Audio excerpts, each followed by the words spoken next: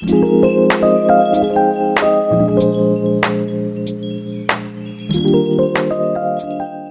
화전가예요. 덴동어미 화전가의 형식은 첫 번째 어떤 게 중요하냐면 이거 지문이 생각보다 되게 길어요. 그래서 약간 소설 같은 느낌을 줘. 그래서 소설에서 사용되고 있는 여러분 어떤 애를 쓰냐면 액자식 구성을 써요. 액자식 구성을 사용한다. 자, 그럼 이 액자식 구성은 우리 어떻게 생겼냐면 요렇게 바깥 이야기가 있고 그 다음에 그 안에 이렇게 안에 이야기가 있잖아요. 그럼 바깥 이야기를 우리는 외화라고도 부르고 자, 그 다음에 안에 이야기는 내화라고 하는데 여러분 이 내화 같은 경우는 여러분 어떤 애냐면 이 내화가 주제를 만들어내는 여러분 이야기라고 생각을 해주면 돼. 자, 얘가 주제를 형성을 하고 있고요.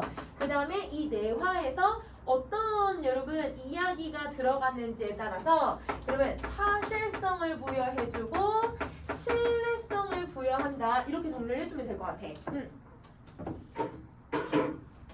그래서 여기서는 이 내화에서는 이 글의 주제인 덴동어미의 삶이 아주 구체적으로 잘 드러난다. 그래서 수능 특강에서도 내화만 들어가 있어. 수능 특강도 내화만 들어가 있어. 자, 그 다음에 두 번째는요. 두 번째는 어떤 특징을 가지고 있냐면 계속 대화체를 써요. 인물들이 계속 대화체를 많이 쓰고요. 대화체만 쓰는 게 아니라 여러분 인물들이 이 말을 할 때 화자가 계속 바뀔 거야. 그래서 여러분 화자의 전환이 일어난다. 그러면 여러분 우리 고전 시간은 현대 시랑은 다르게 여러분 따옴표나 막 이런 게 없잖아요. 그러니까 여러분이 각각 누가 어떻게 말하고 있고 이게 누구의 이야기인지 좀 구분을 해줄 필요는 있을 것 같아. 그래서 요거 좀 기억을 해주고 화자의 전환 대화체예요. 자, 그 다음에 이제 내용은 우선은 여러분 외화랑 내화로 정리를 한번 해보면요. 외화 같은 경우는 어떤 이야기가 전개되냐면 화전놀이를 가는 것부터 시작해서 화전놀이를 마무리 짓는 것까지가 외화의 내용이에요. 그러면 여러분 화전놀이를 여러분 준비하는 과정에서부터 마무리까지를 다룬다. 준비부터 마무리까지. 자, 그러면 여러분 이 중간에 여러분 준비하고 자 화전놀이를 갔어. 그게 외화. 그 다음에 다시 내화에 덴동어미가 이야기를 해. 그리고 다시 외화에서 마무리하고 집으로 돌아오는 이야기. 이렇게 생각을 해주면 되고 여기서 여러분 우리 화전놀이라고 하는 거는요. 지금 딱 여러분 우리 벚꽃 보러 가기 딱 좋잖아요. 고3인데 공부만 하고 있니?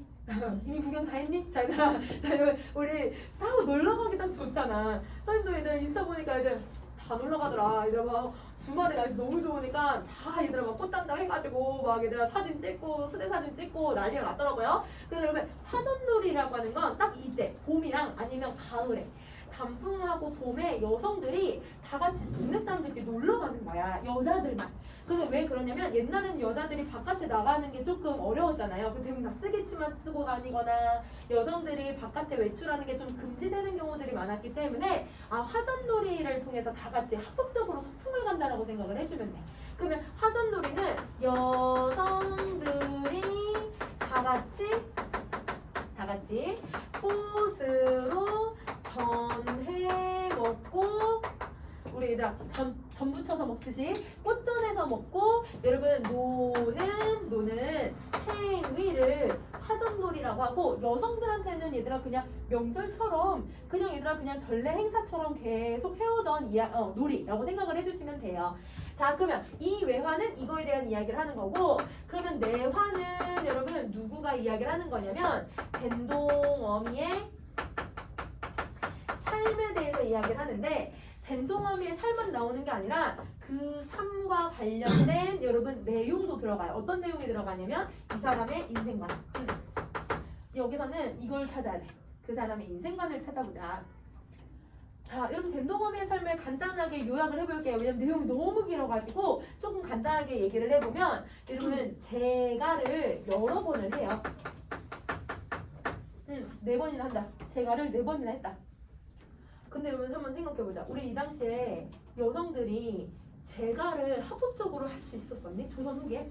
아니지. 이런 합법적으로 여성들의 재가가 인정된 게 가보개혁 때 처음으로 여성들의 재가가 인정이 되었단 말이에요. 그러면 여러분 여성들이 재가를 했다라고 했을 때 사람들이 옳은 시선으로 바라봤을까? 아닌 거야. 되게 시선들이 날카로운 시선들로 봤을 거야. 그치? 자, 그러면 이거랑 그 다음에 여러분 남편들이 다 죽어.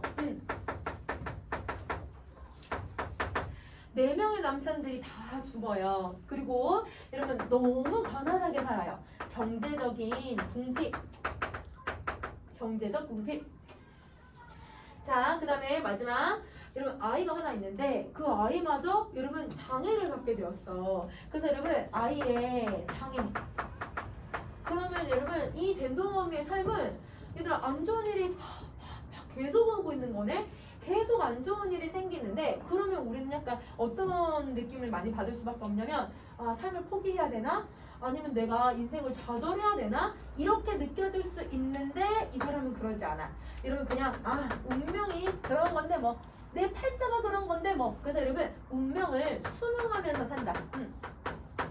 그러면 여러분은 지문을 읽으면서 운명에 순응하는 태도를 지금 찾아주셔야 돼요. 자, 그 다음에 두 번째는요. 삶을요. 자기의 삶을 긍정적으로 그래도 인식하려고 노력을 해요.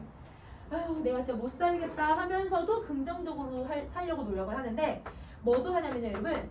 재가에 대해서 부정적으로 인식을 해요. 분명 자기는 재가를 4번이나 했잖아. 그럼에도 불구하고 재가를 부정적으로 반대한다 라고 생각을 해줄 거야. 어디에서 이런 내용들이 나타나고 있는지 선생님이랑 한번 쭉 찾아볼게. 그러면 여러분 정리 다 하셨으면 여기 지문 한번 가보자. 자, 여러분 여기 1번에서 여러분은 표현법도 찾으시면서 지문도 같이 한번 읽어볼게요. 가세 화전을 가세. 혹시 무슨 표현법이 쓰는지 빨리 찾아낼 수 있겠니? A, B, A. 그렇지 여러분. 여기 A, B, A 가세가 들어가면 A라고 한번 표현해보고 그렇지 않으면 B라고 했을 때 A, B, A 구조가 들어간다. 근데 여러분 꽃피기 전에 화전을 가재. 근데 여러분 여기서 가세라고 하는 말이 되게 많이 반복이 되잖아.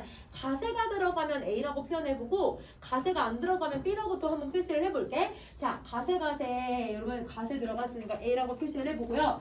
화전을 가세도 가세가 들어갔으니까 A라고 표시를 해볼게요. 자, 그 다음에 꽃지기 전에는 가세가 있어요? 없죠. 그러면 여러분 얘 같은 경우는 B라고 표시를 하고요. 여기는 가세가 있으니까 A라고 표시를 해볼게. 자, 여러분 이것도 가사니까 사음보의 형식을 가지게 되고 사음보에서 여러분 비슷한 구조가 들어가도 이걸 AA, BA 구조라고 할 수 있구나 이렇게 생각해주면 될 것 같아. 근데 여러분 우리 시험에서는 AA, BA는 여러분 이 표현은 1학년 모의고사에서까지만 나오고 2, 3학년에서는 나오지는 않으니까 어떻게 구조를 기억하면 되냐면 구조를 반복시켜서 이런 말 그대로 쓰니까 반복만 여러분이 제대로 찾아줘도 될 것 같아. 자, 그럼 꽃지기 전에 화전을 가자. 이때가 어느 때인가? 때마침 3월이다. 그럼 여러분 이 3월을 통해서 계절적 배경 활용할 수 있겠지? 자, 그러면 이 계절이 봄이에요. 자, 근데 우리 지금 고전 시가에서 봄을 배경으로 하고 있는 시들을 좀 몇 개 봤어 얘들아. 우리 유산가 배웠던 거 기억나니? 폭풍 막 떨어지고 그치? 유산가도 봄을 배경으로 하고 그 다음에 아직 안 배웠지만 상춘곡이라고 하는 노래도 있는데 그것도 봄을 배경으로 할 거야. 그러면 이번 수능 특강에는 이런 봄을 배경으로 하고 있는 시들이 좀 많다라고 생각을 해주시면 돼요. 자, 동군이 여러분 이게 동쪽 시인인데 동쪽 시인이라고 생각하셔도 되고 그냥 동쪽 바람이라고 생각하셔도 돼요. 그래서 여러분 이거는 봄신이에요. 봄신. 동쪽에서 부는 바람을 동풍이라고 하고 봄쪽이란다. 그래서 동쪽에서 부는 바람을 봄에 부는 바람이라고 해서 여러분 동풍이라고 하는데 그때 있는 임금님이라고 했으니까 봄신이라고 생각하시면 돼요. 이 봄신이 포덕택하니 자 여러분 포가 뭔지는 몰라도 덕택은 여러분 들어본 적 있지 않니? 너 덕택이야. 그럼 여러분 봄신 덕분에 이렇게 해석해주면 되는 거지. 봄신 덕분에 자, 추나일란 때가 맞고 그럼 여러분 추나일란이라고 했을 때 여러분 읽을 수 있는 거는 추나고 화만 읽어도 의미 편할 것 같아. 봄이라고 하는 계절을 여러분 이해를 했으니까 춘화, 봄에 꽃이 피었는데 때가 맞다. 그냥 이렇게 읽어도 되잖아요. 자, 그러면 일란이 무슨 뜻이냐면 하루가 따뜻하다라는 뜻이거든. 봄이 되니까 꽃이 피고 따뜻해지는 게 딱 때가 맞다. 굳이 따뜻하다라고 해석할 필요는 없잖아요. 그죠? 아는 글자만 해석을 합시다. 자, 화신풍이 화공이 돼요. 여러분 이것도 여러분 읽을 수 있을 것 같아요. 꽃하고 바람만 있어도 얘들아 꽃과 바람이 그러면 화공이 되어서 화공은 들어봤니? 화가 화가가 되어서 꽃과 바람이 화가가 되어서 만화방창 단청이 되네. 자 여러분 방창이 무슨 말인지는 모르겠지만 만화는 우리 언제 했었냐면 유성가 할 때 했어. 유성가에서 만 1만 만자 아주 많다. 화가 될 화자를 써서 많이 된다. 이게 뭐냐면 만물이 소생하다 라는 뜻이었었거든. 유성가에도 나오고 얘도 나오니까 우리 좀 기억을 해야겠다. 그럼 이거는 만물이 소생하다. 그러면 만물이 소생하여 단청이 되었대요. 근데 여러분 저 단청은 색깔이거든요. 색깔 읽을 수 있을까? 단자는 붉을 단자, 그 다음에 청자는 푸를 청자. 그럼 여러분 바람하고 꽃이 얘들아 화가가 되어서 꽃이 무슨 색 꽃을 피는 거야? 빨간색 꽃을 피우고 그 다음에 얘들아 또 바람이 계속 불어서 나무가 수수수수 자라게 해가지고 나무가 푸른색이 되고 있다. 이렇게 얘기를 하고 있는 거지. 그래서 얘는 붉은색, 푸른색이 된다. 그러면 여러분 요거는 우리 무슨 이미지를 되게 두드러지게 사용을 하냐면 시각적인 이미지를 사용을 해서 봄이 되었습니다 라고 하는 걸 알려주고 있다 라고 생각을 해주면 되겠지? 그러면 3번하고 4번은요 여러분 지금 딱 때가 맞다 봄놀이 가기 딱 좋다 라고 하는 배경을 묘사하고 있는 거라고 생각을 해주면 될 것 같아. 그래서 화전놀이에 딱 맞는 배경을 묘사해주고 있다 이렇게 정리를 해줄게. 배경 묘사. 자 5번 갈게요. 이럴 때를 잃지 말고 이렇게 날이 좋은 걸 잃지 말고 화전놀이를 한번 가보자. 자 불출문에 이거 한자 그대로 다 읽을 수 있을 것 같아. 불출 나가지 못한다. 그 다음에 문 외 문 밖으로. 그럼 여성들은 문 밖으로 나가지를 못했기 때문에 그러다가 우리가 소풍을 하려고 하니 우리가 비록 여자긴 하지만 흥채 있게 재미지게 한번 놀아보자 이렇게 얘기를 하는 거지. 그러면 이거는 여러분 지금 뭘 하고 있는 거냐면 우리 화전놀이 한번 가볼까? 계획하고 있다고 생각을 해주면 되죠. 자 그럼 여러분 여기 종결음이 봐주세요. 가세, 보세, 보세 여러분 다 무슨 형 어미를 사용을 하고 있는 거예요? 청유형 어미를 써. 그렇지. 그러면 여기서 여러분 우리 다 청유형 어미를 사용을 하니까 두 가지. 여러분 누구를 설정했어요? 청자 설정했어요. 그쵸? 그럼 여러분 청자를 설정을 했으니까 여러분 우리 무슨 걸 쓰냐면 말을 건네는 방식을 써야겠다. 말 건네는 방식. 자 여러분 또 이 청자한테 무슨 의도로 여러분 청유형 어미를 쓰는 거예요? 우리 같이 가자 여러분 권유하는 의도가 들어가 있지. 그래서 여러분 이게 의도가 권유의 의도가 들어간다. 권유.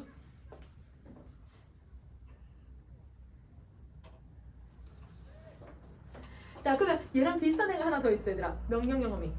그럼 얘들아 명령형 어미는 의도는 명령의 의도가 들어가 있지만 근데 얘들아 얘도 누군가에게 명령하려면 누굴 설정해야 돼? 청자를 설정하고 말을 건네는 방식이 나와야지. 그래서 여러분 명령형 어미하고 청유형 어미가 많이 쓰이는 고전시가나 현대시들은 표현기법도 같이 기억을 해주면 좋을 것 같아. 자 그러면 여기는 여러분 이제 앞부분 외화에 대한 내용이었고요. 이제 내화로 한번 가봅시다. 자, 여러분 8번째. 여기서는 내화야, 얘들아. 자, 내화 가자. 이내 나이 60이라 내가 이제 늙어지니 더욱 슬퍼 죽겠다. 그럼 여러분 여기서부터가 댄동어미가 얘기하는 부분. 자, 우리 여러분 화자가 계속 달라진다고 했잖아요. 댄동어미가 얘기를 해요. 자식이나 성했으면 전화 믿고 살지만 나이는 점점 많아져가니 몸은 점점만 늙어가네. 이렇게도 할 수 없고 저렇게도 할 수가 없다. 그럼 여러분 8번부터 10번, 11번까지 자기 지금 뭘 하고 있어요? 신세한탄. 나는 나이도 많지 자식도 성하지 않지 이러지도 못하고 저러지도 못하고 이러면 자기의 신세를 한탄을 해요. 자 그러면 이 신세 한탄을 하기 위해서 여러분 무슨 표현법을 써요? 여러분 이렇게도 저렇게도 할 수 없고 할 수 없다. 나이는 몸은 점점 많아가니 늙어가니 형식 거의 비슷하지. 대구법을 많이 써서 여러분 신세를 한탄하고 있다. 이렇게 정리를 해줄게. 대구법. 자, 그 다음에 가자. 여기 이제 12번부터는 여러분 이거는 이제 여기서부터는 수특이 들어가 있는데요. 서쪽에 수록되어 있는 부분이야. 선생님이 11번까지는 선생님이 앞부분에 외화 내용 좀 보려고 같이 넣어놨고 12번부터는 수능 특강이에요. 댄동이를 드립다 얻고 여러분 이게 댄동어미의 자식. 여러분 이름이 왜 댄동이냐면 네 번째 남편이 불에 타서 죽었거든? 근데 얘들아 그때 아들이 얘들아 불에 데였어. 그래서 댄아이라고 해서 댄동이 이렇게 이름을 붙였거든요. 그래서 댄동어미의 아이이고요. 얘가 온 피부가 얘들아 다 화상을 입었기 때문에 아이가 몸을 가누지를 못해. 그러면 자 엄마가 나이가 60인데 얘들아 아이가 그러면 여러분 얼추 얘들아 성인일 거 아니에요. 이 성인인 아이를 계속 업고 다녀요. 그러니까 엄마가 얼마나 힘든지 알겠지. 그럼 댄동어미의 삶을 생각해보고 자 고향으로 돌아갔대. 그러면 여러분 고향에 왜 돌아왔는지 이유를 한번 생각을 해볼까? 자 고향에 돌아온 이유 앞에 나왔잖아요. 신세한탄. 내가 이러지도 못하고 저러지도 못하니 마지막에 희망으로 얘들아 자기 고향으로 돌아와. 그럼 여성들은 대부분 옛날에 얘들아 떠나서 결혼을 하잖아요. 결혼을 하고 해서 다른 지역으로 가니까 이게 거의 친정이라고 생각을 해주면 돼. 그리고 얘들아 친정이고 여러분 이 신세한탄을 했기 때문에 본고향에 돌아온 거야. 그래서 여러분 이게 이유가 되고 있구나 라고 정리를 해주면 되겠지?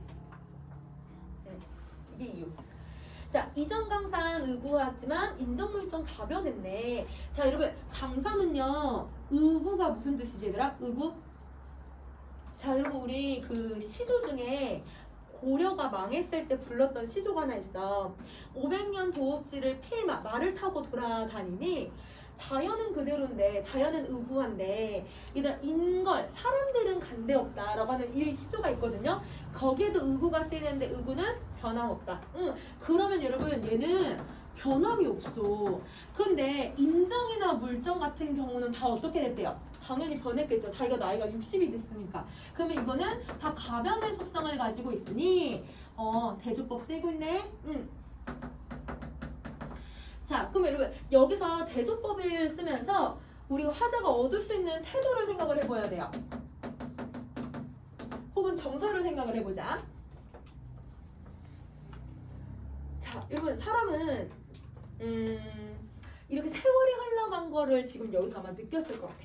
자연은 그대로인데 내가 아는 사람도 아무도 없고 이제 얘들아 내가 알고 있는 그 고향의 모습도 아니고 세월 되게 빨리 지나갔고 세월의 이 흐름 세월의 얘들아 여파 때문에 내가 아는 게 아무것도 남아있는 게 없네. 그리고 더더구나 나는 얘들아 아무것도 할 수 없는 인생의 이런 얘들아 비참한 삶 속에서 마지막 일말의 희망을 가지고 고향에 돌아왔거든요. 근데 그 속에서 아무것도 가진 게 없다고 했을 때 그러면 이 사람은 그 희망마저도 어떻게 돼야 되는 거야? 절망으로 바뀌는 거야. 그러면 이 사람은 이러면 절망의 감정을 느끼게 될 거고 인생 참 인간의 뜻대로 되는 게 없구나 이런 감정을 느낄 거거든. 항상 자연과 인간이 비교가 되면요 여러분 인생 무상을 느끼게 돼요.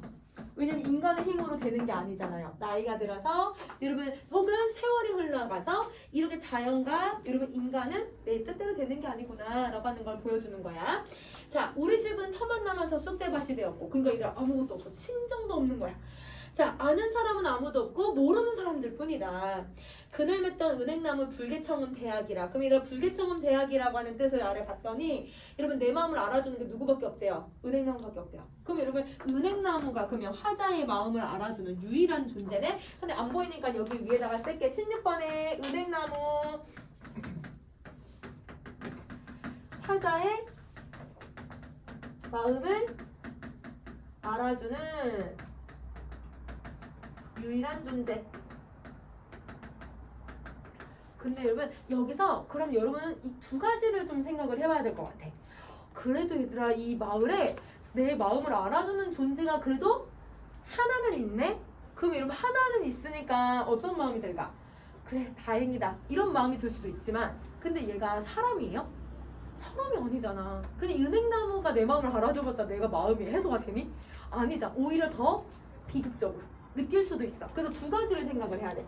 오히려 다행이다 라고 여길 수도 있고 혹은 여러분 어떤 생각을 할 수도 있냐면 와, 너무 비참하다. 내가 어떻게 위로받을 사람이 한 명도 없니? 라고 해서 오히려 더 얘들아 비참하다라고 생각할 수 있을 것 같아. 그러니까 또는이야, 또는 이렇게도 생각할 수 있고 이렇게도 해석할 수 있고. 그러니까 이거는 주어지는 조건에 따라서 다르게 해석을 하면 되는 거죠. 그죠? 자, 그럼 여기까지 정리를 하셨으면 그 다음 것도 한번 가볼까요? 자, 그다음 다행이고 비참이야. 오케이. 자, 그 다음 거 가자. 난데없는 두견새가, 내가 지금 마음이 너무 슬퍼. 근데 난데없는 두견새가 머리에 둥둥 떠다니고 있대. 그럼 여러분 우리 두견새 매주 나오고 있지 않아요? 무슨 이미지예요? 한의 이미지. 그치? 그러면 여러분 이 한의 이미지를 사용을 하고 있구나. 그러면 이 한의 이미지를 지금 왜 쓰고 있는지 이해되니? 내 마음을 표현하려고, 내 지금 한의 정서를 표현하려고. 자, 불력이 불력이는 두견새가 울 때 내는 소리를 한자로 불력이라고 표현을 해요. 불력이 슬피 우니 서방님 죽은 넋이로다. 자, 여기까지. 근데 얘가 정말 새가 슬프게 울까? 사실은 누가 슬프게 울고 있는 걸까요? 그럼 나의 감정을 두견새에다가 지금 투영을 시켜놓은 거야. 그러면 여기에 얘들아 이 두견새가 감정이입이죠. 내 감정을 이 두견새에다가 투영을 시켜놓은 거야. 감정이입이야. 자, 근데 그거를 또 누구라고 생각하냐면 서방님의 넋이라고 생각을 해. 그러면 여러분 이 말의 전제는 여러분 자기 서방이 뭐 했다? 죽었다. 어디서 죽었다? 여기서 죽었다. 그러면 여러분 이 고향에서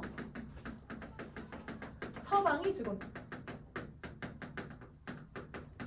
그러면 여러분 서방이 죽은 거에 대해서 갑자기 왜 이 두견새를 보면서 서방님이 죽었다고 생각을 할까? 왜 그럴까? 라고 하는 생각을 여러분 가져야 될 것 같아요. 그러면 얘들아 왜 두견새를 서방이라고 생각하지?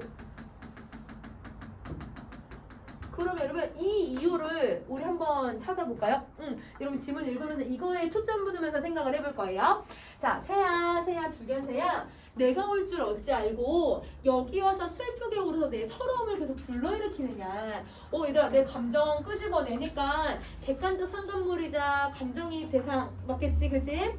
자, 반가워서 울었니? 서러워서 울었니? 내가 반가워서 울었니? 아니면 내가 서러워서 울고 있는 거니? 서방님의 넋이라면 내 앞으로 날아오고 님의 넋이 아니면 아주 멀리 날아가 버려라. 두견새가 펄쩍 날아서 내 어깨에 와서 울고 있대. 그럼 얘들아 내가 뭐라고 했어? 네가 혹시 내 서방님이라면 그러면 여기 와. 아니면 꺼져. 이렇게 했더니 너 여기 왔대. 그러니까 서방님이구나 이렇게 생각을 한 거지. 그러면 여러분 첫 번째 여기서 여러분 활다가 두견새를 자기 서방님이라고 생각을 한 이유는 자기 어깨에 와서 그래 얘들아. 자, 자신의 어깨에 앉아 울어서. 이거는 그냥 겉으로 드러난 이유고요. 근데 이제 여기서 여러분은 생각해 보셔야 돼요. 이면적인 이유를 생각을 해보자. 왜 이 사람은 갑자기 뜬금없이 두견새를 자기 남편이라고 생각을 했을까? 물론 얘들아 얘가 가까이 오니까 그런 걸 수도 있겠지만 이곳에 와서 왜 이걸 생각했을까? 자, 이 고향에서 남편이 죽었다라는 걸 전제를 해놨잖아요. 근데 이 고향에 왔는데 내가 그리워하던 모든 게 없어. 그치? 나를 위해주는 사람이 있어요, 없어요? 아무도 없죠. 근데 남편은 또 여기서 죽었대요. 그러니까 여러분 사실은 무슨 감정 때문에 여러분 남편이라고 생각을 하는 걸까요? 얘들아 남편의 무덤이 있는 곳이잖아. 남편이 죽은 곳이잖아. 그리고 여러분 이곳은 내 고향인데 아무도 나를 반겨주는 곳이 없어. 그러면 여러분 내가 안 그래도 서러운데 남편이 얘들아 이곳에 있다고 생각이 드니까 더 어떤 마음이 들까? 보고 싶은 마음이 들고 있지 않을까? 그리움 때문에 그래 얘들아. 그러면 이거는 서방에 대한 그리움.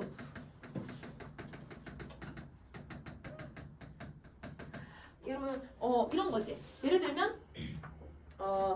들면 내가 어렸을 때 여러분 선생님은 어렸을 때 그냥 선생님이 그냥 비유해서 선생님은 어렸을 때 서울에서 살다가 내려왔거든요. 그래서 서울에서 유아원을 다녔는데 잘 기억은 안 나. 근데 되게 친했던 친구는 있었던 것 같아.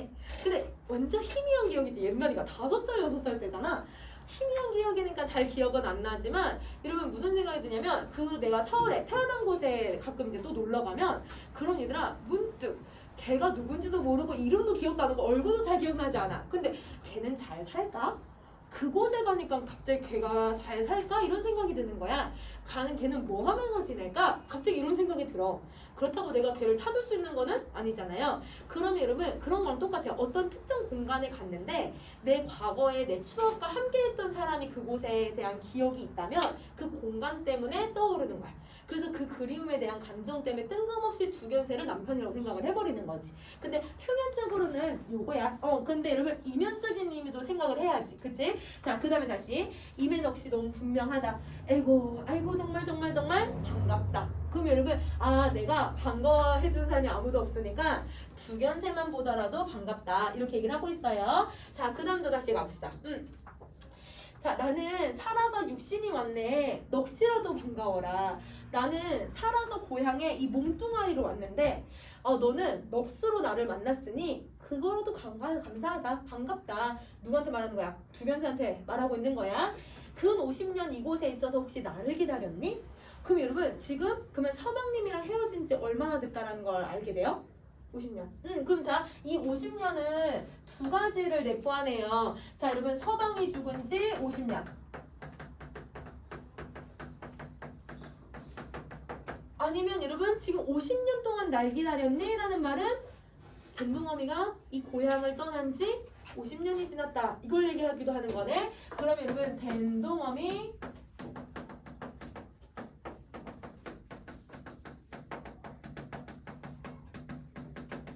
댄동어미가 이곳을 떠난 지 50년. 그래서 여러분 그 말에 숨겨져 있는 의미들도 계속 생각을 해줘야 돼. 자, 그 다음 다시 할게요. 정신 차려. 자, 그 다음 가자. 어이할고 후회만큼 어이할까. 이들 갑자기 무슨 감정을 느낀대요? 후회한대요. 후회. 자, 후회가 왜 나타나는지 한번 보자. 새야 울지 마라. 나는 새 보기도 참 부끄럽다. 근데 여러분 이 새가 자기 남편이라고 생각을 하잖아. 그러면 지금 이 후회되는 마음이 무슨 마음 때문이냐면 부끄러움이라고 하는 마음 때문에 지금 후회만큼이 드는 거네. 그러면 여러분은 왜 부끄럽지? 생각해야지. 여러분 왜 부끄러운지를 알아야 그래야 여러분 우리 문제를 풀 때 이 화자의 정서 상황 이해할 수 있잖아. 왜 부끄러울까? 자, 다시 내 팔자를 내가 생각하니 새 보기도 참 부끄럽지. 그래서 계속 새를 보면서 부끄럽대요. 그러면 여러분 혹시 그런 적 없어요? 선생님 한 번 몇 번 얘기해 준 적 있는데 여러분 그 전 남친 여러분 길 가다가 만났는데 전 남친은 여자친구랑 다른 여자친구랑 이렇게 가더라. 전 남친이었으니까 이제 다른 여자랑 이렇게 걸어가더라. 그래서 내가 그때 쓰레빠에다가 추리닝을 입고 있었어. 자, 그러면 얘들아 그때 이거는 이제 뒤돌아서면 얘가 뭔가 내가 피하는 것 같으니까 너무 그거는 얘가 약간 내 존심이 너무 상하고 그냥 지나치게 얘기했는데 내 행색이 너무 약간 말이 아니었어. 근데 이건 좀 그래도 당당해야겠다 해가지고 그냥 지나쳤거든요. 지나치고 나서 내가 왜 이딴 식으로 옷을 입고 나와가지고 막 이러면서 왔단 말이야.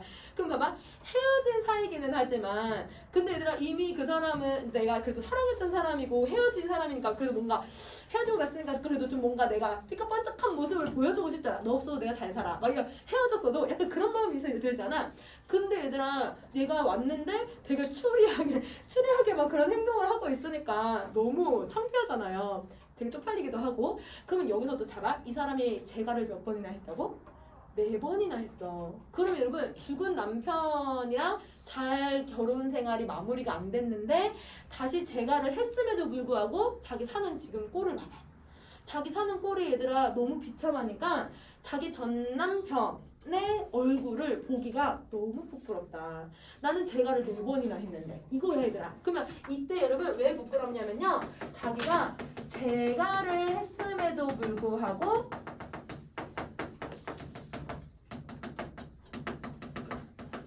재가를 했음에도 불구하고 현재가 여러분 만족스럽지 않아서 그래요. 자, 여러분 이제부터 시에서 부끄러움이라고 하는 감정을 느끼잖아요. 부끄러움의 감정은요. 내가 내 현재를 만족하지 못할 때 부끄러움을 느껴요. 여러분 내가 지금 뭔가 열심히 준비했다고 하는데 다른 누구는 얘들아 똑같이 이제 뭔가 과제를 준비했어. 어떤 사람은 똑같은 시간인데 과제를 막 하루에 얘들아 2시간 자면서 얘들아 2시간밖에 안 자면서 막 얘들아 엄청 잘 만들었어. 자기는 띵가띵가 다 놀아놓고 얘들아 2시간만 들여가지고 만든 거야. 그러면 여러분 너무 다 비교가 되잖아. 그 순간 나는 무슨 생각이 나도 그럼 좀 더 잘 만들 걸. 여러분 내 현재 내 이 과제가 마음에 안 들겠지. 그러면 그런 부끄러움의 감정이 생기거든. 그럼 여러분 윤동주도 부끄러움의 감정을 계속 시에서 얘기하잖아요. 윤동주가 부끄러움을 느꼈던 게 일제강점기라고 하는 현실을 살아가면서 자기 삶이 만족스럽지 않아서 그런 거거든. 대부분 부끄러움은 현재에 만족하지 못해서 나타나는 감정이라고 생각을 해주면 돼. 그래서 여러분 지금 이 덴동어미도 자기 현재 삶을 만족 못하는구나. 여러분 이게 부끄러움의 키포인트야. 그래서 요거를 조금 기억을 해도. 자, 그 다음에 다시 가보자. 처음에 당초에 여러분 이건 지역 이름. 이 지역에 친정에 와서 그럼 이 당초가 친정이구나. 이 친정에 와서 서방님과 함께 죽어서 저새와 같이 좌우 암컷 수컷이 되어서 1000만 년이나 그냥 살걸. 얘들아 뭘 하고 있냐면 우리 아까 후회막급이라고 했으니까 이 31번 32번이 후회네. 내가 그때 그렇게 했더라면, 내가 그때 뭐뭐 했었다면, 이렇게 해서 여러분 뭘 하고 있냐면요, 가정을 하잖아요. 그럼 여러분 후회라고 하는 거는 과거를 가정할 때 후회가 만들어져. 과거를 가정하면 후회가 만들어진다. 이렇게 생각을 해주면 돼. 자, 내 팔자를 내가 속아서 기어이 한번 살아보려고. 자, 여러분 기어이 한번 살아보려고 할 때 이 기어이를 한번 생각을 해봐. 내가 어떻게든 살아보려고 재가를 4번이나 했대. 그러면 여러분 이 부분에서는 이 사람이 그래도 살려는 뭐는 있었다? 의지는 있었다. 그래서 여러분 이 부분에서 이 사람은 살려는 의지가 있어서 그래서 재가를 4번이나 했구나. 이렇게 생각을 해주시면 돼요. 근데 여러분 자기가 그냥 차라리 첫 번째 남편 죽었을 때 같이 죽을 걸. 내가 제가 하지 말고 같이 죽을 걸. 뭐 그렇게 열심히 살아보겠다고 괜히 결혼을 여러 번 해서. 약간 이런 느낌인 거야. 자, 그러면 요거를 기억을 해주시고 그 다음 것도 한번 가볼게요. 자, 첫째 당구는 추천해 죽고, 일단 추천이 뭐냐면 그네 타다가 죽고. 그래서 아까 당초 이 친정집에서 놀러 왔다가 여러분 남편이 10몇 살에 죽어. 그네 타가. 그 다음에 둘째 당구는 괴질 병에 걸려서 죽고, 셋째 당구는 물에 빠져 죽고, 넷째 당구는 불에 빠져 죽었대. 자, 그러면 여러분 지금 34번, 35번을 보시면 우선은 여러분이 표현법을 한번 찾아보실래요? 표현법 무슨 표현법이 있어요?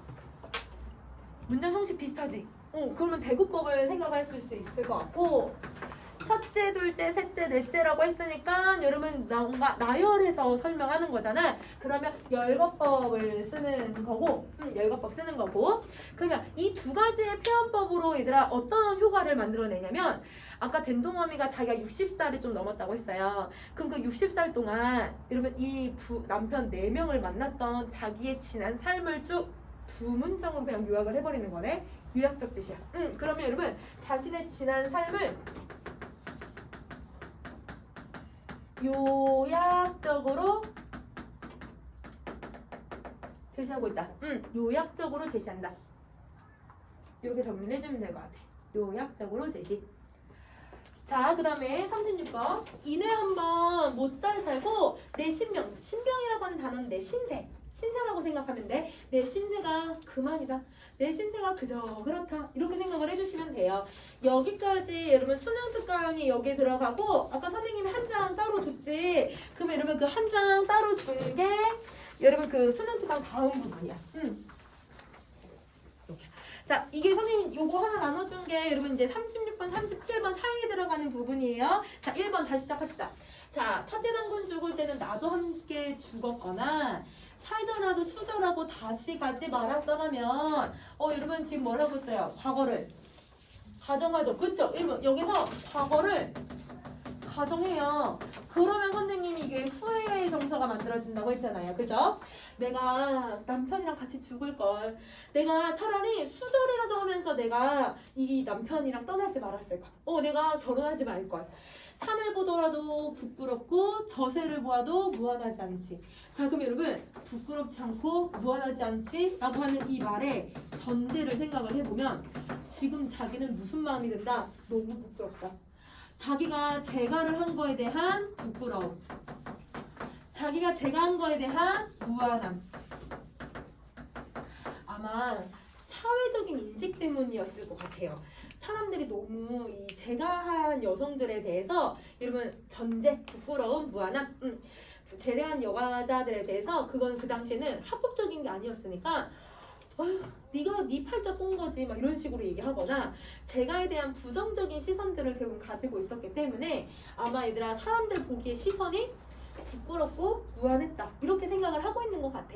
자, 살아생전 못된 사람은 죽어서 귀신도 악귀가 된다. 그러니까 자기가 못된 사람이라고 생각을 하는 거야. 왜? 제가를 해서. 그럼 이러면 제가를 해서 자기는 못된 사람이고 제가를 했기 때문에 자기는 죽어서 악귀가 된다고 생각을 해. 그럼 이렇게 얘들아 부정적으로 인식하는 건 다 사회적인 인식 때문에 기반이 된 거네요. 자, 그다음 나도 수절만 했더라면 얘들아 수절만 했다라는 것도 이것도 뭐예요? 과거를 가정하고 있는 거죠. 그러면 여기서도 과거를 가정하고 있으니까 계속 후회하는 마음을 들고 있다라고 정리해주면 되겠지? 내가 이렇게 수절했더라면 가정, 후회 연려각은 못 세워도 남이라도 칭찬하고 남들이 나를 불쌍하게라도 생각했을 텐데 그럼 여러분 이 6번의 전제 여기다 쓸게요 얘들아 6번의 전제는 자신이 얘들아 제가를 했기 때문에 사람들이 자기를 어떻게 보고 있다는 거예요? 칭찬해주는 게 아니라 비난하고 있고 자기를 얘들아 불쌍히 여겨주는 게 아니라 자기를 얘들아 사실 남편이 넷이나 죽었잖아. 자식도 얘들아 장애를 가지고 있고 너무 가난하잖아. 그러면 남들이 나를 연민의 시선으로 바라봐 준직도 하지만 그렇지 못하다는 거지. 그러니까 남들은 네 팔자 네가 꾼 거야 뭐 이런 식으로 얘기를 한다는 거야. 그러니까 이러면 사람들은 자기에 대해서 연민해 주지 않는다. 이걸 얘기하고 있어요. 자, 그러면 여기 이렇게 정리를 하셨으면 정리 다 하셨으면 그냥 것도 가볼게요.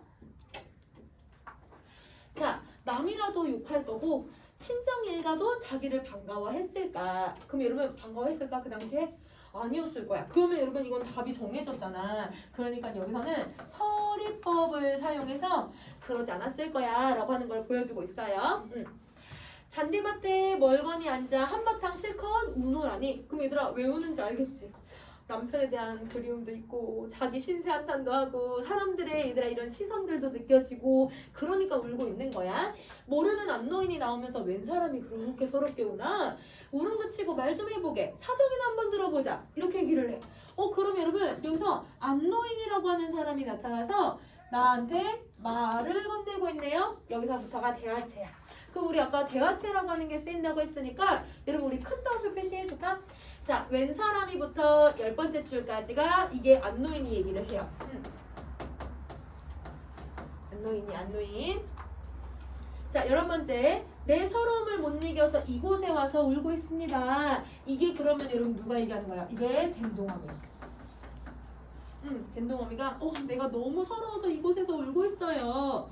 자, 이제 12번째. 무슨 서러움인지는 모르겠지만 어찌 그렇게 서러워하고 있나? 이게 안노인. 안노인. 노인께서는 들어가시오. 내 서러움 알아서 쓸데없소. 얘들아 왜 자기 서러움을 말하라고 하는데도 말을 안 할까요? 혹시나 자기가 막 재가를 여러 번 했고 자기가 이런 삶을 살고 있다는 걸 딱 말하면 사람들은 자기를 어떻게 할 거니까 욕하고 사람들은 자기를 불쌍히 여겨주지 않을 테니까 그러니까 말을 안 하는 거지. 이게 그러면 누가 얘기하냐면 댄동어미. 13번 댄동어미. 자, 14번째. 예의도 못 차리고 땅을 허비면서 자꾸 내가 울고 있으니 그 노인이 민망해서 곁에 앉아 하는 말이 이거는 그러면 댄동어미가 내가 과거를 회상하면서 얘기해 주는 거지. 자, 그렇게 말하는 말이 뭐라고 하는지 한번 그 다음 거 보자. 자, 간 곳마다 그러한 거 아니면 이곳에 와서 더 서럽니? 혹시 가는 곳마다 그렇게 서러웠었니? 아니면 여기 와서 이렇게 서럽니? 그래서 여기가 안노인. 간 곳마다 그러하겠습니까? 그럼 얘들아 간 곳마다 그러하겠습니까? 라고 얘기하는 건 그렇지는 않았다. 왜? 자기가 재가를 여러 번 했는지 옮겨다니면서 아마 생활을 했을 거 아니에요. 그러니까 굳이 사람들이 자기가 재가를 여러 번 한 거를 몰랐겠죠. 근데 친정에 와야 하니까 어때? 야, 저 사람 옛날에 결혼했었는데 뭐 했잖아 뭐 이런 식으로 얘기를 했을 거야. 그치? 그러니까 이곳에 오니까 더 서럽소 라고 해서 이야기를 해요. 이게 된동어미. 자, 그 다음도 한번 가볼게. 자, 안방으로 들어가니 늙으나 젊으나 알 수 있나? 부끄러워서 앉았다가 그 노인과 함께 자면서 이전의 이야기를 대강하고 신세 타령을 다 못하더라. 여러분 결국은 이 안노인네 집에 와가지고 같이 자면서 하소연을 했대요. 그러면 아 결국은 신세 타령을 했구나. 자신의 신세 한탄을 안노인에게 말했다. 이렇게 정리해주면 될 것 같아요. 신세 한탄을 안노인에게 말했다. 자, 정리 다 했니? 자, 그러면 다음 것도 한번 가보자. 자, 엉송이, 밤송이 다 짜보고 내가 세상에 별의별 고생 다 해봤네. 자, 그럼 여기 21번에다가 여러분 동그란 표시 한번 해주시고요.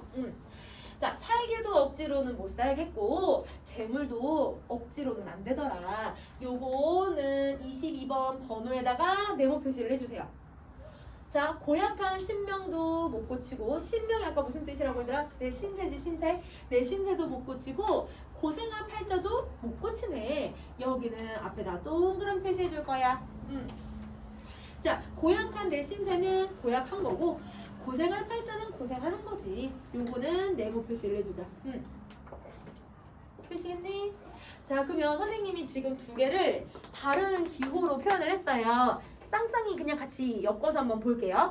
자, 여러분 21번하고 23번 동그라미 표시한 내용을 먼저 보시면요. 내가 별의별 고생 다 해봤는데 내 팔자는 결국 못 고치고 내 이 신세는 못 고치더라. 여러분 내가 60평생을 살아봤는데 별의별 고생 다 해봤는데 내 팔자 못 고치더라. 여러분 자기가 60년 동안 살아온 이야기를 두 줄로 요약해서 보여주는 거네. 그래서 여러분 지금 21번, 23번은 된동어미의 지난 삶을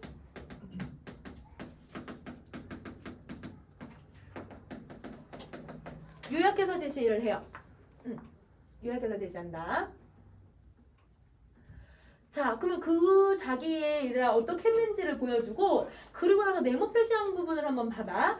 자, 여러분 살기도 억지로는 못 살더라. 이러면 사람이 사는 게 내가 원한다고 사라지는 거, 더 오래 산다는 것도 아니고 내가 그래 나는 빨리 죽어야지 한다고 해서 다 죽는 것도 아니고 내가 산다고 해서 열심히 사라지는 것도 아니고 그 다음에 돈도 재물도 내가 많이 벌어야지 하다가도 얘들아 사실은 갑자기 큰 돈 나갈 때도 있고 내가 돈을 얘들아 지금 이거는 써야지 하면서도 못 쓸 수도 있는 거잖아. 내 맘대로 되는 게 하나도 없네. 자, 그 다음도 얘들아 24번 고약한 내 신세는 고약해. 내 신세는 그냥 내 신세야.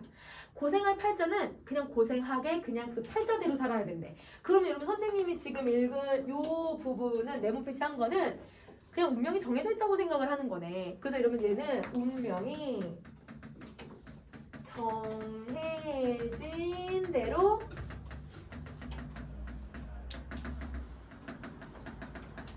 정해진 대로 살아야 한다는 여러분 이 된동어미의 인생관을 보여줘요.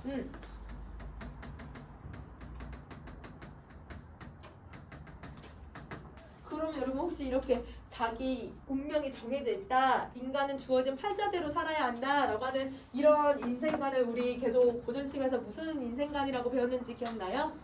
운명론적 세계관. 그래서 여러분 얘가 운명론적 세계관이야.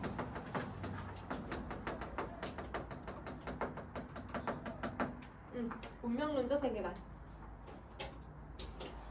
네, 좀 다 여기 정리 다 하셨으면 25번 갈게요. 고생대로 할 지경. 얘들아 이건 잘 해석할 거야. 고생대로 할 지경이면 그른 사람이나 되지 말아야지. 그른 사람이 될 지경까지 왔다면 옳은 사람이 돼야지. 옳은 사람이 되어 있었다면 남에게 칭찬이라도 들었겠지. 이렇게 생각해. 근데 자, 우리 아까 앞에서 못된 사람에다가 혹시 여러분 뭐라고 표시했는지 기억나니? 못된 사람은 죽어도 악기가 된다 라고 했던 거 혹시 봤어요? 거기서 여러분 못된 사람이 누굴 얘기했었죠? 자기 자신. 그렇지. 그럼 여러분 여기서 그른 사람을 자기 자신이라고 생각을 하는 거야. 왜 자기를 그르다고 생각을 했죠 여러분? 자기는 뭘 했어요? 제거를 했으니까. 그치? 그럼 자, 그른 사람은요 자기 자신을 여러분 제가 한 자기 자신을 얘기를 해요. 그러면 옳은 사람은 여러분 옳은 선택을 해야 했었던 게 당시에 일단 사회적인 풍조가 뭐였어? 수저라는 게 옳은 풍조였거든. 여자들은 무조건 수저를 했어야 했지 이렇게 얘기를 하는 거야. 그럼 정리 다시 해볼게. 수저를 했었더라면 남들에게 칭찬을 들었겠지. 응? 자기가 재가를 할 지경이 되었었더라도 내가 수저를 해야 했었다. 이번엔 재가를 해야 된다 말아야 된다. 재가하면 안 됐었다. 자, 그 다음에 고생할 지경이 되었다면 내가 인생이 이렇게 고생될 정도였다면 재가하지 말았어야 했지. 그럼 여러분 쉽게 말하면 이 지금 25번, 27번에는 자기가 뭘 한 거에 대한 후회를 하고 있는 거예요. 제가 한 거에 대한 후회를 하고 있는 거야. 그러면 여러분 이게 제가를 후회하는 거죠. 그러면 여러분 여기서 그른 사람, 옳은 사람이 어떤 의미인지 이해되니? 자기가 옳은 선택을 했었더라면 사람들이 칭찬했을 거고 자기가 이렇게 제가 할 그 고생, 먹고 살기 힘드니까 제가 했다고는 하지만 그래도 내가 수저를 했어야 했던 거고 자기가 이렇게 고생을 하고 있는 건 제가 때문이다 이렇게 생각을 하는 거죠. 그럼 여기까지 여러분 이건 내용을 본 거고 우리 이제 표현법을 한번 찾아볼까? 여기서 여러분 25번, 26번, 27번에서 표현법을 한번 찾아보세요. 어떤 표현법이 쓰는지 찾아볼까 얘들아? 3개 찾을 거야. 표현법 3개. 25, 26, 27 여기 3개에다가 여러분 표현법 3개를 찾으세요.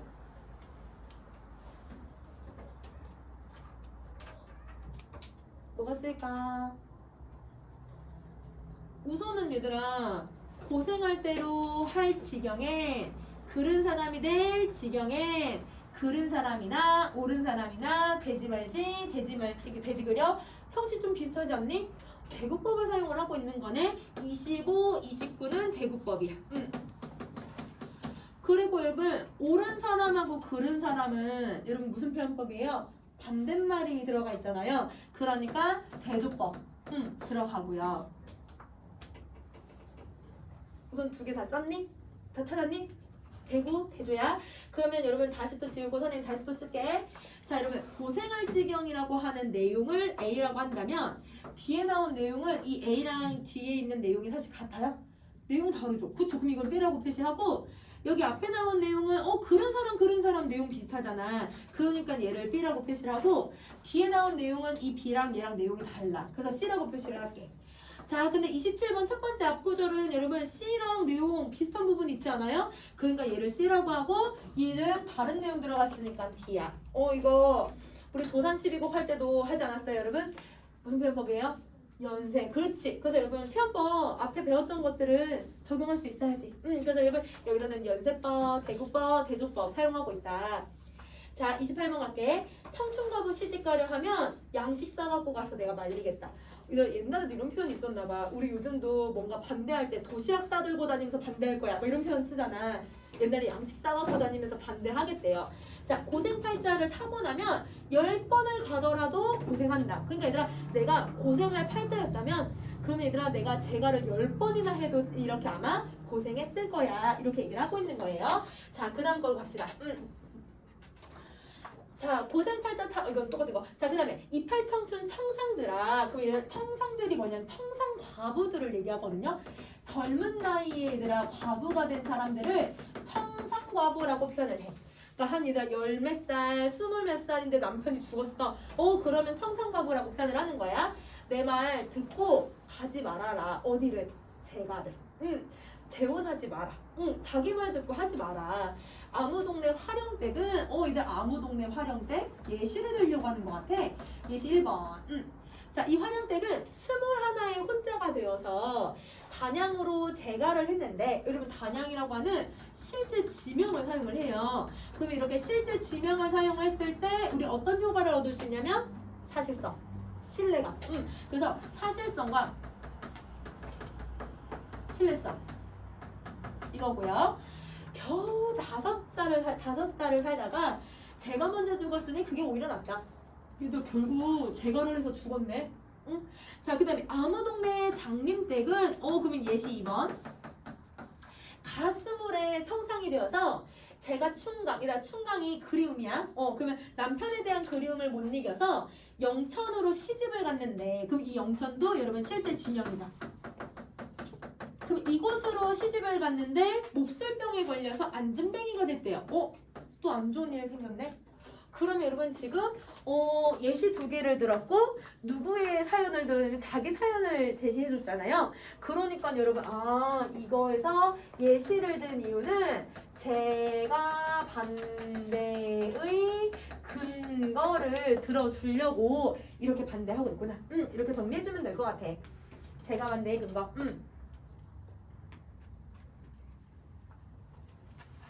자, 그러면 정리 다 하셨으면 그러면 이제 다음 부분도 한번 가볼게요. 자,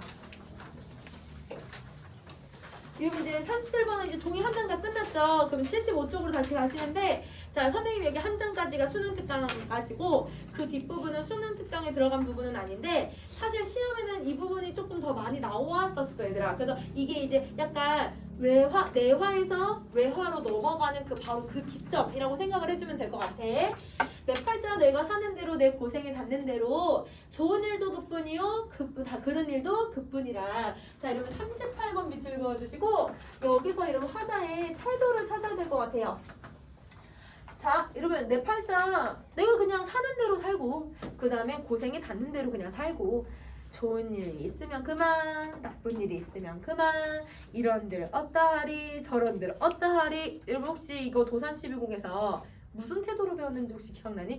일수에서 이런들 어떠하리 저런들 어떠하리 이러면서 그러면 얘들아 내가 어떻게 살아도 괜찮아 이렇게 얘기를 했었거든? 그게 혹시 무슨 태도였는지 혹시 기억나요? 달관 초월이야. 그럼 여러분 얘는요 달관 인생에 이제 그냥 달관했어. 인생을 초월했어. 이미 부정적인 삶을 다 경험해봤기 때문에 이런 삶을 살든 똑같은 삶이야 라고 하는 걸 그냥 느낀 거지. 그러니까 여러분 자기 운명을 그냥 순응해요. 그러면 여러분 이 태도가 여러분 요거네요. 댄동어미가 자기 삶을 긍정적으로 생각하고 운명을 순응하는 게 바로 이거. 그래서 이게 중요한 내용. 자, 그 다음에 다시 갈게. 춘삼월 호시절에 하전놀이를 왔거들나 꽃배들이랑 곱게 걷고 새소리는 좋게 듣고 밝은 달은 예사로 보고 맑은 바람은 시원하다. 그럼 여러분 화전놀이를 왔을 때 꽃은 이렇고 새소리는 이렇고 밝은 달은 이렇고 맑은 바람은 이렇대. 그럼 여러분 이 40번하고 41번은 뭘 얘기하고 있는 거예요? 봄에 화전놀이 왔을 때의 배경을 묘사해주고 있구나 이렇게 생각해주면 되겠지? 화전놀이 왔을 때 배경 묘사. 이건데요. 화전놀이 왔을 때 배경 묘사인데 근데 여러분 이걸 보셔야 돼요. 보면 되지 왜 곱게 봐야 될까? 얘들아 그냥 들으면 되는데 왜 좋게 봐야 될까? 그냥 얘들아 보면 되는데 왜 예사로 봐야 될까? 여러분 어떤 지금 뭔가 보고 듣는 거에 뭘 걸고 있냐면 조건을 걸어버리고 있잖아요. 그러면 이 댄동어미가 왜 이런 조건을 걸고 있을까? 여러분은 이걸 생각을 해줘야 될 것 같아. 왜 그럴까? 왜 조건을 걸었을까? 자, 그 다음 거 한번 보자. 좋은 동무 좋은 노름에 서로 웃고 놀다가 한번 보시오. 사람의 눈이 참 이상해서 제대로 보면 또 괜찮은데 고운 꽃도 새겨서 보면 눈이 캄캄해서 안 보인대. 자, 얘들아 눈이 참 이상해서 내가 그냥 보면 그냥 꽃으로 보이는데 근데 얘들아 이 고운 예쁜 꽃도 내 마음에 딱 새겨서 보는 순간 눈이 캄캄해진대. 그럼 여러분 우리 이런 거잖아요. 내가 얘들아 지금 여기서 놀다 이렇게 놀면서 그냥 그 꽃 폈네 봄이 됐네 꽃 너무 예쁘다 그냥 봤을 땐 꽃이 너무 예쁜데 계속 하루 종일 어저께 선생님 주말에 계속 수업을 하는데 고3애들은 약간 그 감성이 있나 봐. 쉬는 시간에 저기 밖에 베란다에 다 나와가지고 저기 유채꽃 너무 예쁘다. 애들 다 베란다에 다 일렬로 다 쭉 쓴다. 너무 예쁘다면서 저기 저쪽에 유채꽃 뭐 있으니까 너무 예쁘다 이러면서 애들이 다 막 그 일렬로 쭉 서서 막 사진 찍고 난리가 난 거야. 딱 이제 약간 또 이제 그 시간이 해질 때였거든요. 노을 딱 지고 오니까 애들이 너무 예쁘다 막 감성에 젖어가지고 막 그랬는데 그거 봐봐. 그렇게 봤을 때는 나도 너무 예쁘다. 그냥 봤을 땐 너무 꽃이 예쁜데 집에 가서 얘들아 인스타를 보니까 다른 다 쌈장이 놀러 갔다 얘들아. 그러면 선생님은 수업하고 있는데 왜 다 쌈장이 놀러 갔냐? 그러면 약간 그러면 일시 약간 이렇게 될 수도 있잖아. 똑같은 꽃이어도 어떻게 보는지에 따라 그냥 평범하게 보일 수도 있지만 내가 마음을 새겨서 볼 때는 내 마음이 눈이 캄캄하게 보일 때도 있고 다르게 보일 때도 있더라. 자, 그 다음에 귀도 또한 참 별일이어서 그대로 들으면 괜찮은 걸 그 다음 건 얘들아 선생님이 읽을게. 왜냐면 여기다 필기할 거라서. 그거 들으면 괜찮은 걸 굳이 이거를 새소리도 다시 듣고 보면 이게 슬픈 마음이 절로 나더라. 그냥 우리가 평상시에 들으면 그냥 짹짹짹짹 그냥 세우는 소리인데 내가 얘들아 마음을 또 새겨서 얘를 보면 얘들아 또 얘가 내가 슬픈 마음을 자극을 하더라. 이렇게 얘기하고 있는 거네. 그럼 이 말은 뭐예요? 원효대사 해골물이랑 똑같죠? 원효대사 얘들아 졸려서 물 마시고 싶을 때는 얘들아 해골물 너무 맛있게 먹어놓고는 아침에 일어나서 해골물 딱 먹은 걸 보고서 막 토했잖아. 아, 세상에 이치라는 게 마음먹기 달렸구나. 그러면 여러분 왜 조건을 걸었는지 이해되니? 니네가 청산 과부니까 마음 아프겠지만 그냥 그것을 그냥 곱게만 봐. 그냥 새소리는 그냥 좋게만 들어야지. 그 다음에 밝은 날도 그냥 평범하게 봐. 그래야 니네가 자연을 즐길 수 있어. 이런 뜻인 거네. 그러면 여러분 지금 여기서부터 쭉 이렇게 자연을 어떻게 봐라 라고 얘기를 계속 하고 있는 건 여러분 마음 먹기 달렸다.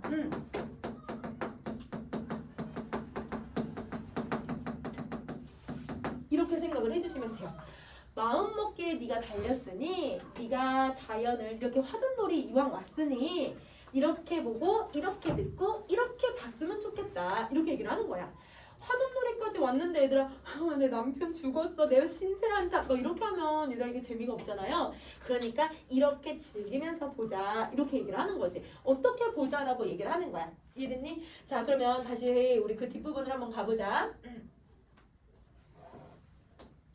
자, 새소리도 다시 읽어내고. 자, 마음이라는 게 제일 단단하게 잡으면 꽃은 절로 피는 거고 새소 예사로 오는 거고 달은 항상 밝은 거고 바람도 항상 부는 거더라.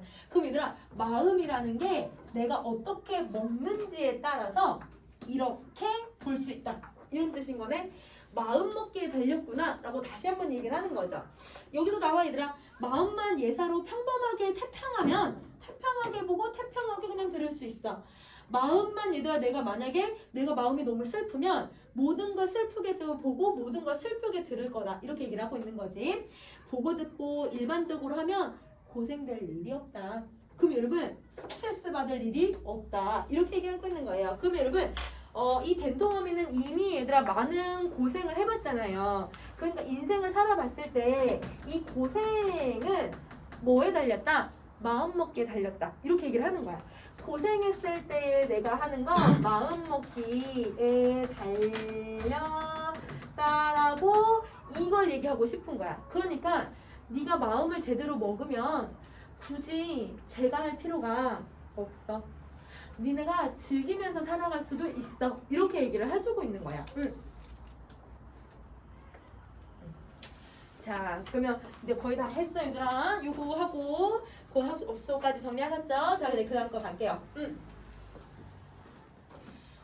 자, 앉아서 울던 청춘가부가 황현대가 너무 놀라서 깨달아가지고. 그럼 여러분 이제부터 여기가 청춘가부가 이야기를 해요.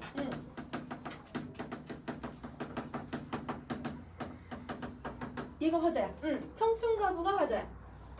얘가 깨달아서 된동어미의 말을 들으니 말씀마다 모두 옳더라. 아, 인의 수심을 풀어내서 내 근심. 그러면 여러분 자기가 과부가 된 거에 대한 근심. 이거를 풀어내서 이리저리 꽃을 붙이듯이 얘들 꽃전을 붙이듯이 붙여보겠다.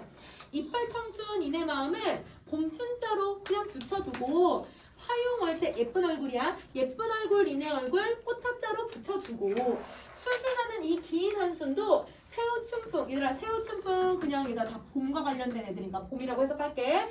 봄에 다 붙여두고 밤이나 낮이나 숱한 수심 오는 해나 내 근심 다 적어버려. 이렇게 얘기하고 있는 거네. 근심을 해소하기 위해서 노력을 하는 거죠.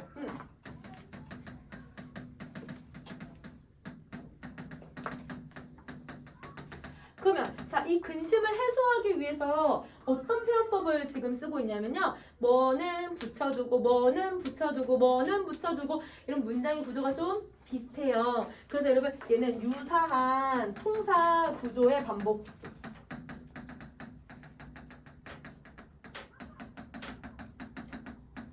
이걸 쓴다. 유사한 동사 구조의 반복을 쓴다. 오케이. 자, 그러면 이 질문 다 했으니까 그러면 어디를 가시냐면요, 여러분. 얘들아, 우리 77쪽을 한번 봐볼래?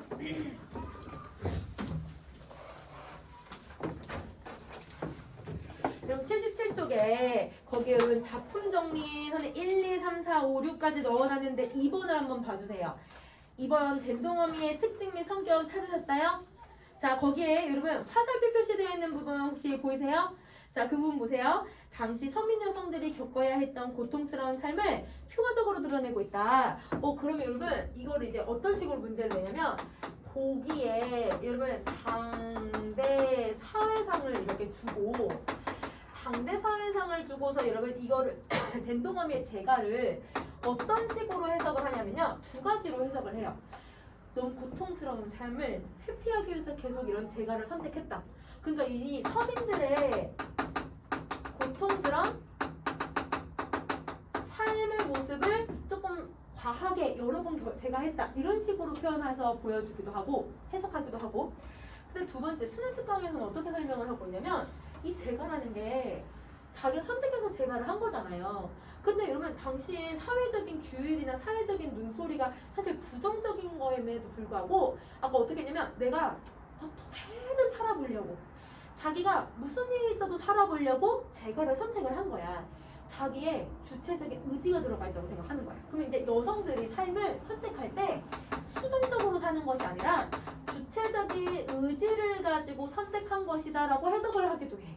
그러니까 여러분 이 똑같은 재가를 어떤 식으로 해석하느냐에 따라서 다르게 해석을 할 수 있거든요. 그래서 두 가지로 여러분 좀 기억을 해주시면 될 것 같아요. 보기를 통해서 해석하는 거니까 얘는 이렇게 좀 기억을 해주면 될 것 같아.